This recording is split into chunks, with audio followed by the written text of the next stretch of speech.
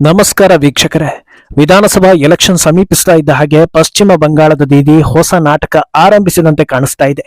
ಈಗ ಸೀದಾ election commission ವಿರುದ್ಧ ಧರಣಿ ಕೂರ್ತೀನಿ ಅಂತ ಘೋಷಣೆ ಮಾಡ್ತಾ ಇದ್ದಾರೆ. ಅದು ಕೂಡ ಅನಿರ್ದಿಷ್ಟಾವಧಿ ಧರಣಿ ಅಂತೆ. ಅದಕ್ಕೆ ಅವರು ಕೊಡ್ತಾ ಇರೋ ಕಾರಣ ಕೇಳಿದ್ರೆ ಹಾಸ್ಯಾಸ್ಪದವಾಗಿದೆ. ಬಂಗಾಳಕ್ಕೆ ನಾನೇ ದಿಕ್ಕು, ಯಾರು ಏನೇ ಮಾಡಿದ್ರು ನನ್ನನ್ನ ಟಚ್ ಮಾಡೋದಕ್ಕೆ ಸಾಧ್ಯವೇ ಇಲ್ಲ ಅಂತ ಇದ್ದ ದೀದಿ ಈಗ ಇದ್ದಕ್ಕಿದ್ದ ಹಾಗೆ ಇದೆಲ್ಲ ಮಾಡ್ತಾರೆ ಅಂದ್ರೆ ಸೋಲಿನ ಭಯ ಕಾಡ್ತಾ ಇದೆಯಾ ಅನ್ನೋ ನಿಟ್ಟಿನಲ್ಲೂ ಕೂಡ ಚರ್ಚೆ ಆಗ್ತಾ ಇದೆ. ಇನ್ನೊಂದೆಡೆ ಶ್ರೀಲಂಕಾದಲ್ಲಿ ಸೆರೆಯಾಗಿದ್ದ ತಮಿಳು ಮೀನುಗಾರರನ್ನ ಸೇಫ್ ಆಗಿ ಊರಿಗೆ ತಲುಪಿಸಿರೋ ಮೋದಿ ಸರ್ಕಾರಕ್ಕೆ ಜನರು ಫಿದಾ ಆಗಿದ್ದಾರೆ. ಮತ್ತೊಂದೆಡೆ ವಕ್ಫ್ ಅಮೆಂಡ್ಮೆಂಟ್ ಬಿಲ್ಗೆ ಕ್ಯಾಬಿನೆಟ್ ನಲ್ಲಿ ಅಪ್ರೂವಲ್ ಸಿಕ್ಕಿದೆ. ಮಾರ್ಚ್ 10ರ ಒಳಗೆ ಮತ್ತೆ ಟೇಬಲ್ ಆಗಲಿದ್ದು ಈ ಬಾರಿ ಪಾಸ್ ಆಗೋದು ಗ್ಯಾರಂಟಿ ಎನ್ನಲಾಗ್ತಾ ಇದೆ. ಇದೆಲ್ಲವನ್ನ 1 by 1 ವಿವರಿಸ್ತಾ ಹೋಗ್ತೀವಿ. ಈ ವಿಡಿಯೋವನ್ನ ತಪ್ಪದೆ ಕೊನೆ ತನಕ ನೋಡಿ. ಅದಕ್ಕೂ ಮುನ್ನ ಮೀಡಿಯಾ ಮಾನ್ಸ್ಟರ್ ಚಾನಲ್ ಅನ್ನ ತಪ್ಪದೆ ಸಬ್ಸ್ಕ್ರೈಬ್ ಮಾಡಿ. ಸದ್ಯ ಭಾರತ ದೇಶದಲ್ಲಿ ಅತ್ಯಂತ ದುರಾಡಳಿತದ ಸರ್ಕಾರ ಇರೋ ರಾಜ್ಯಗಳು ಯಾವುದು ಅಂತ ಕೇಳಿದ್ರೆ 2-3 ರಾಜ್ಯಗಳ ಹೆಸರು ಕಂಪಲ್ಸರಿಯಾಗಿ ಜನರು ಹೇಳ್ತಾರೆ. ಅದರಲ್ಲಿ ಪಶ್ಚಿಮ ಬಂಗಾಳ ಇದ್ದೇ ಇರುತ್ತೆ ಅನ್ನೋದನ್ನ ಯಾರು ಬೇಕಾದ್ರೂ ಊಹಿಸಬಹುದು. ಅದೆಂತ ಕೆಟ್ಟ ವ್ಯಕ್ತಿ ಆದ್ರೂ ಅವರಲ್ಲಿ ಮೆಚ್ಚಬೇಕಾದ 1-2 ಅಂಶಗಳು ಇದ್ದೇ ಇರುತ್ತವೆ. ಆದ್ರೆ ಮಮತಾ ಬ್ಯಾನರ್ಜಿ ವಿಚಾರದಲ್ಲಿ ಅದು ಕೂಡ ಇಲ್ಲ ಅಂತ ಕೆಲವರು ಹೇಳ್ತಾರೆ. ಮಮತಾ ಇಷ್ಟ ಆಗೋದು ಕೇವಲ ಆಕೆ ಸಾಕ್ತಾ ಇರೋ ವಿಷ ಜಂತುಗಳಿಗೆ ಅಂತಲೂ ಕೆಲವರು ಹೇಳ್ತಾರೆ. ಅಂತಿಮವಾಗಿ ಗೆಲುವು ಮುಖ್ಯ ಅನ್ನೋ ಹಾಗೆ ಬಂಗಾಳದಲ್ಲಿ ದೀದಿಯನ್ನ ಸೋಲಿಸೋದು ಈಸಿ ಅಲ್ಲ ಅಂತ ಜನ ನಂಬಿದ್ರು.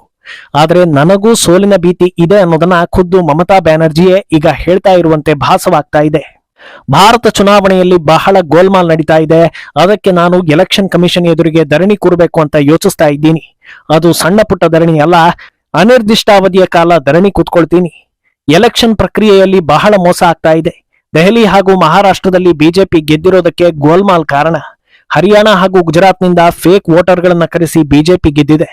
ಇದೆಲ್ಲವನ್ನ ತಡೆಯೋದಕ್ಕೆ ನಾನು ಅನಿರ್ದಿಷ್ಟಾವಧಿಯ ಹೋರಾಟ ಮಾಡ್ತೀನಿ ಅಂತ ದೀದಿ ಹೇಳ್ತಾ ಇದ್ದಾರೆ. ಇಂಥ ಹೇಳಿಕೆಗೆ ಏನ್ ಹೇಳಬೇಕು ಅನ್ನೋದನ್ನ ಯೋಚನೆ ಮಾಡಿ. ರಾಹುಲ್ ಗಾಂಧಿಯೇ ಅಟ್ಲೀಸ್ಟ್ ಎಲೆಕ್ಷನ್ ಮುಗಿಯೋವರೆಗೆ ಕಾದು ಸೋತಿದ್ದು ಕನ್ಫರ್ಮ್ ಆದ ಬಳಿಕ ಇವಿಎಂ ಸರಿ ಇಲ್ಲ ಅಂತ ಹೇಳ್ಕೊಂಡು ಓಡಾಡ್ತಾ ಇದ್ರು. ಆದ್ರೆ ಮಮತಾ ರಾಹುಲ್ಗಿಂತ ಕಡೆ ಅಂತ ಜನರು ಮಾತಾಡ್ತಾ ಇದ್ದಾರೆ. ಇದರ ಅರ್ಥ ಏನು? ಬಿಜೆಪಿ ಗೆದ್ರೆ ಅದು ಮೋಸದಿಂದ, ಈಕೆ ಹಾಗೂ ಇವರ ಕೂಟ ಗೆದ್ರೆ ಎಲ್ಲವೂ ಬಹಳ ಅಚ್ಚುಕಟ್ಟಾಗಿ ಇತ್ತು ಅಂತಲ್ಲ ಅಂತ ಜನರು ಪ್ರಶ್ನೆ ಮಾಡ್ತಾ ಇದ್ದಾರೆ. ಅಂದಹಾಗೆ ದೀದಿ ಆರೋಪಗಳು ಇಲ್ಲಿಗೆ ಮುಗಿಯೋದಿಲ್ಲ. ಇದೆಲ್ಲ ಗೋಲ್ಮಾಲ್ ಹೇಗೆ ನಡೀತಾ ಇದೆ ಅಂತಲೂ ಕೂಡ ಮಮತಾ ಆರೋಪಿಸ್ತಾ ಹೋಗ್ತಾರೆ. ಅಸೋಸಿಯೇಷನ್ ಫಾರ್ ಬಿಲಿಯನ್ ಮೈಂಡ್ಸ್ ಅನ್ನೋ ಕಂಪನಿ ಜೊತೆ ಬಿಜೆಪಿ ಒಪ್ಪಂದ ಮಾಡ್ಕೊಂಡಿದೆಯಂತೆ. ಈ ಕಂಪನಿ ವೋಟರ್ ಲಿಸ್ಟ್ ಅನ್ನ ಮ್ಯಾನಿಪುಲೇಟ್ ಮಾಡ್ತಾ ಇದೆ ಅಂತ ಬಲವಾಗಿ ಆರೋಪಿಸ್ತಾ ಇದ್ದಾರೆ. ಇಷ್ಟೆಲ್ಲ ಆದ್ಮೇಲೆ ದೀದಿ ಹೇಳೋದು ಬಂಗಾಳ ಮಹಾರಾಷ್ಟ್ರದ ರೀತಿ ಅಲ್ಲ, ಇಲ್ಲಿ ನೀವು ಏನು ಮಾಡೋದಕ್ಕೆ ಸಾಧ್ಯವಿಲ್ಲ ಅಂತ. ಇದಕ್ಕೆ ಏನ್ ಹೇಳೋದು? ಹೋರಾಟ ಮಾಡ್ತಾ ಇರೋದು ಅವರೇ, ಆರೋಪ ಮಾಡ್ತಾ ಇರೋದು ಅವರೇ, ಏನು ಮಾಡೋದಕ್ಕೆ ಆಗಲ್ಲ ಅಂತ ಸವಾಲ್ ಹಾಕ್ತಾ ಇರೋದು ಕೂಡ ಅವರೇ. ಅಲ್ಲಿಗೆ ಸೋಲಿನ ಭಯ ಕಾಡ್ತಾ ಇದೆ ಅನ್ನೋದು ಕನ್ಫರ್ಮ್ ಆಗ್ತಾ ಇದೆ. ಈ ಬಾರಿ ಯಾರ ಜೊತೆಗೂ ಮೈತ್ರಿ ಇಲ್ಲ, ಏಕಾಂಗಿಯಾಗಿ ಮುನ್ನುಗ್ತೀವಿ ಅಂತ 1 ವಾರದ ಹಿಂದೆ ಹೇಳಿದ್ದ ದೀದಿ ಈಗ ಹೊಸ ಆರೋಪಗಳನ್ನ ಮಾಡ್ತಾ ಇದ್ದಾರೆ.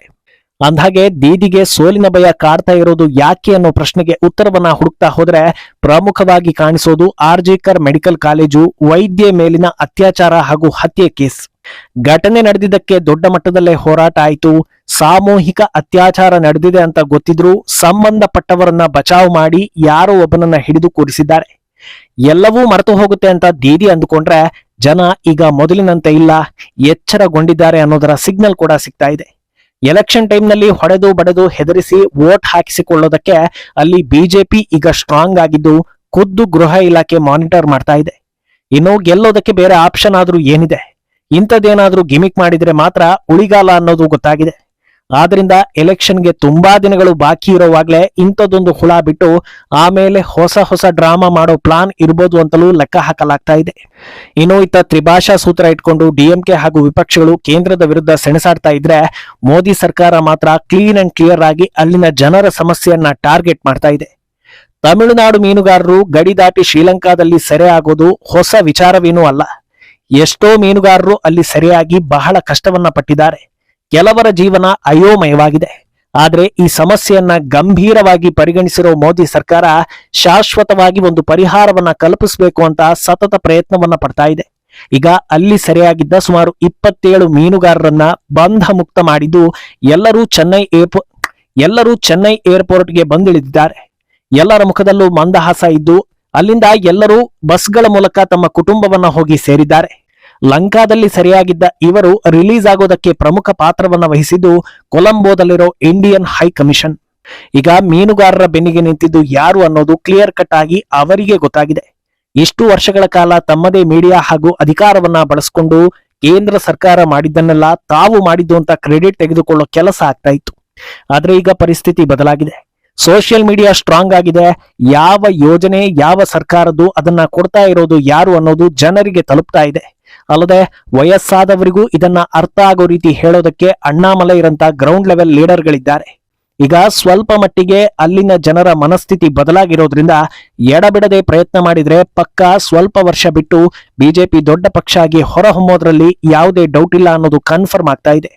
ಆದ್ರಿಂದ ಚಿಕ್ಕ ಚಿಕ್ಕ ವಿಚಾರವನ್ನು ಕೂಡ ಬಿಡದೆ ತಮಿಳುನಾಡು ಜನರ ಸಮಸ್ಯೆಯನ್ನ ಬಗೆಹರಿಸೋದಕ್ಕೆ ಬಿಜೆಪಿ ಪ್ರಯತ್ನ ಪಡ್ತಾ ಇದೆ ಅನ್ನೋದಕ್ಕೆ ಈ ಮೀನುಗಾರರ ಬಿಡುಗಡೆಯೇ ಬೆಸ್ಟ್ ಎಕ್ಸಾಂಪಲ್ ಅಂತ ಹೇಳಲಾಗ್ತಾ ಇದೆ.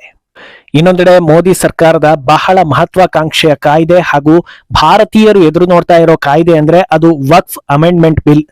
ಅದಿನ್ನೂ ಪಾಸ್ ಆಗದೆ ಇದ್ರೂ ಪಾಸ್ ಆಗೋದಕ್ಕೆ ಹತ್ತಿರವಾಗ್ತಾ ಇದೆ. ಸದ್ಯ ಅಮೆಂಡ್ಮೆಂಟ್ ಬಿಲ್ಗೆ ಮೋದಿ ಕ್ಯಾಬಿನೆಟ್ ನಲ್ಲಿ ಅಪ್ರೂವಲ್ ಸಿಕ್ಕಿದ್ದು ಮಾರ್ಚ್ 10ರ ಒಳಗೆ ಮತ್ತೆ ಟೇಬಲ್ ಆಗೋದು ಗ್ಯಾರಂಟಿ ಎನ್ನಲಾಗ್ತಾ ಇದೆ. ಒಳ್ಳೆ ಕಾರ್ಯಕ್ಕೆ 108 ವಿಘ್ನ ಅನ್ನೋ ಹಾಗೆ ಈಗಾಗಲೇ ಹಲವು ಸಲ ವಕ್ಫ್ ಬಿಲ್ ಟೇಬಲ್ ಆದ್ರೂ ಒಂದಲ್ಲ ಒಂದು ಕಾರಣಕ್ಕೆ ಹಿನ್ನಡೆ ಆಗ್ತಾನೆ ಬಂದಿದೆ. ಆದ್ರೆ ಹರಿಯಾಣ, ಮಹಾರಾಷ್ಟ್ರ, ಜಮ್ಮು ಹಾಗೂ ದೆಹಲಿಯಲ್ಲಿ ಪರಾಕ್ರಮ ತೋರಿಸಿ ಬಾಹುಬಲವನ್ನ ಹೆಚ್ಚಿಸಿಕೊಂಡಿರೋ ಬಿಜೆಪಿ ಶತಾಯ ಗತಾಯ ಈ ಬಿಲ್ ಅನ್ನ ಜಾರಿಗೆ ತರಲೇಬೇಕು ಅಂತ ಜಿದ್ದಿಗೆ ಬಿದ್ದಿದೆ.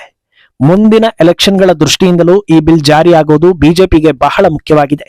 ಈ ಬಿಲ್ಗೆ ಅಡ್ಡಗಾಲು ಹಾಕೋದಕ್ಕೆ ಎಲ್ಲಾ ರೀತಿಯ ಪ್ರಯತ್ನ ಮಾಡಿ ವಿಪಕ್ಷಗಳು ಸೋತಿವೆ ಅಂತಲೂ ಹೇಳಲಾಗ್ತಾ ಇದೆ. ಯಾಕಂದ್ರೆ ಓಲೈಕೆ ಸಮುದಾಯದ ನಾಯಕರ ಕೈಯಲ್ಲಿ ಹೇಳಿಸಿದ್ರೂ ಯೂಸ್ ಆಗ್ಲಿಲ್ಲ, ಜೆಪಿಸಿಯಲ್ಲಿ ವಿರೋಧ ಹೊರ ಹಾಕಿದ್ರು ಹಿನ್ನಡೆ ಆಯ್ತು, ಓಪನ್ ಆಗಿ ಹೇಳಿಕೆಗಳನ್ನ ಕೊಟ್ರೆ ಮತ್ತು ನೆಗೆಟಿವ್ ಆಗುತ್ತೆ ಬಿಟ್ರೆ ಪಾಸಿಟಿವ್ ಆಗೋ ಯಾವ ಲಕ್ಷಣಗಳು ಕಾಣಿಸ್ತಾ ಇಲ್ಲ. ಇನ್ನೇನಿದ್ರು ಟೇಬಲ್ ಆಗೋ ದಿನ ಎನ್ಡಿಎಗೆ ವೋಟ್ ಕಮ್ಮಿ ಮಾಡೋದಕ್ಕೆ ಪ್ರಯತ್ನ ಮಾಡಬೇಕು. ಆದ್ರೆ ಈ ಬಾರಿ ಎಲ್ಲಾ ರೀತಿಯಲ್ಲೂ ಜಾಗ್ರತೆ ವಹಿಸಿಕೊಂಡಿರೋ ಬಿಜೆಪಿ ಅಷ್ಟು ಈಸಿಯಾಗಿ ವೋಟ್ಗಳನ್ನ ಮಿಸ್ ಆಗೋದಕ್ಕೆ ಅವಕಾಶ ಕೊಡೋದಿಲ್ಲ. ಲೋಕಸಭೆಯಲ್ಲಿ ಪಾಸ್ ಆಯ್ತು ಅಂದ್ರೆ ರಾಜ್ಯಸಭೆಯಲ್ಲಿ ತಿಪ್ಪರ್ ಲಾಗ ಹಾಕಿದ್ರು ಅದನ್ನ ತಡೆಯೋದಕ್ಕೆ ಸಾಧ್ಯವೇ ಇಲ್ಲ.